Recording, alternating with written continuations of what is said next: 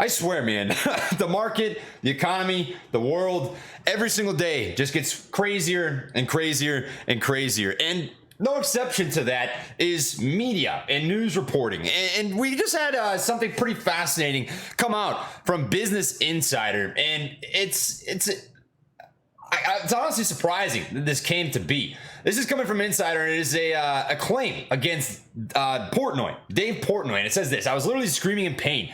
Young women say they met Barstool Sports founder Dave Portnoy for sex, and it turned violent and humiliating. And I actually have no dog in this fight, right? I'm not here to stand up for Dave Portnoy. I'm not here to stand up for Julia Black, who happens to be the reporter on this story. I'm here because I have a problem with mainstream media and a lot of the ways that they pitch different things with I would say some incentives, some conflict of interest in their own sort of way. And that's what I want to talk about here today. So in case you're not familiar, this piece came out against Dave Portnoy, essentially stating along the lines that he has a target of a younger age of women, right? He'll engage in sexual activity with young women, and a couple women did come out and make statements saying that they felt uncomfortable and that they did not feel it was a consensual process, essentially, right?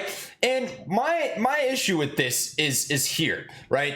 Julia Black, she was the reporter that was behind this Business Insider sort of story, spent about 8 months putting together this unbiased sort of situation with Business Insider, trying to state, we're just kind of digging into this. We're trying to make sense of whatever the situation is on Dave Portnoy. I have no bones to pick. Let's just figure out what's going on here. And throughout that 8 months, essentially what they came up with was they had reached out to a dozen different women who had connections with Dave Portnoy and said, hey, look, tell us the story. What do you got for dirt on this guy? And a couple came out and they drew some pretty explicit images, which I'm not going to dig into here right now. But the problem for me is for 8 months of substantiating research, you have to be able to back up claims that you're making, especially if they're a criminal offense. And in their story, they have one line right here saying this: she told the police, and this is referencing the mother of one of the women who came out and spoke about Dave Portnoy, said this: she told the police, go put somebody outside his door because you're going to see every day that there's some young girl being dropped off. Insider viewed police documents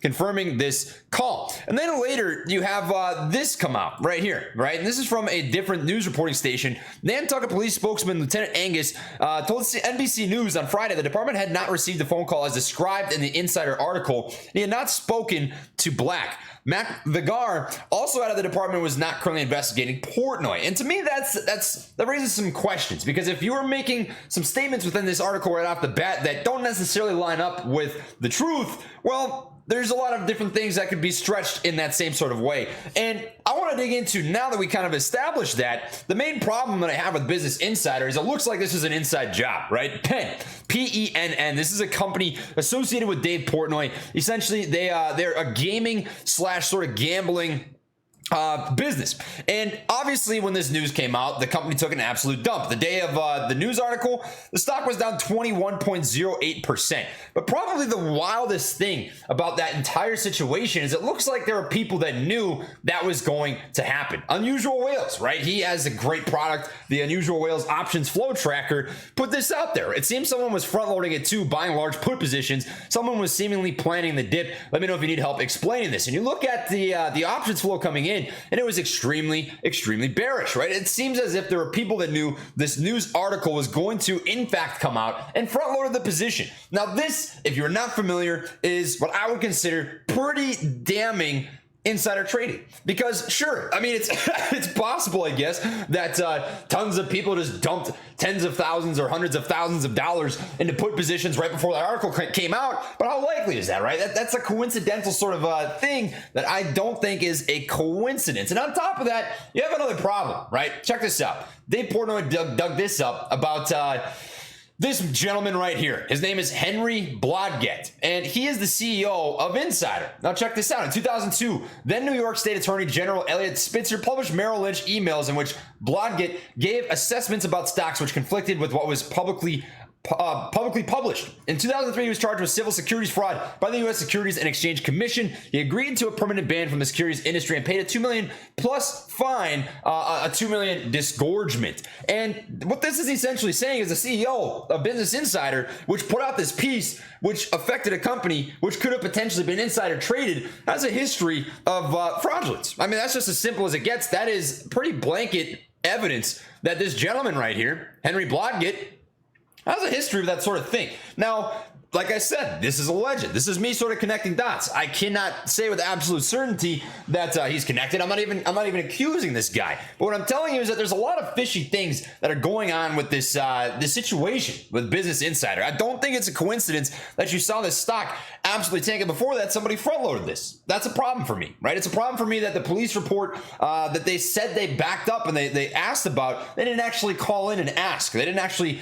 back up that claim in the report before really putting out something that can ruin somebody's life if it isn't true. Now, I think if you were to connect all these dots and sort of think about this, right? What are my final thoughts on this entire situation? I think from a ethical and moral perspective, what this article is doing, right? And it could be true, right? It's innocent until proven guilty, in my opinion. It could be true. It may be false, right? I'm not here to tell you that this guy is or is not guilty of these claims. What I'm saying is you have to be able to provide some damning evidence for somebody like Dave Portnoy, right? If you're going to make these claims, because it affects not only him, but anybody who is invested in his company. And if these are wrongful claims, you just screwed millions of people out of information. And beyond that, I think it's a preying on moral and ethical grounds, right? People are going to see this, they're going to read that headline, they're going to think to themselves, this guy is a fucking rapist, right? And there's no way to know that outside of hearsay. He said, she said. He could be lying. The women could be lying. It can go both ways, right? I want to see evidence backing that up. And it's just absurd to me. I can't believe that you're seeing this sort of thing happen. I mean, do I think as a person that is 44 years old, you should be sleeping with 18-year-olds, 19-year-olds? No, that's not my cup of tea. I'll tell you that right now, right? But is that illegal? These are some pretty crazy statements these guys are making. And to me, it is exactly what I stated, preying on people's moral and ethical grounds without the actual substantiating evidence. I mean, simply put, I've seen people on Reddit and Twitter come up with more damning evidence within a day than Julia Black had put together in 8 months, right? This, from the very start, looked like a hit piece. It just did. It 100% absolutely did. And if you're going to be a journalist, you can't be a blogger. You can't put out opinions and state them as if it's factual, you know? That to me is problematic. And I'll tell you what.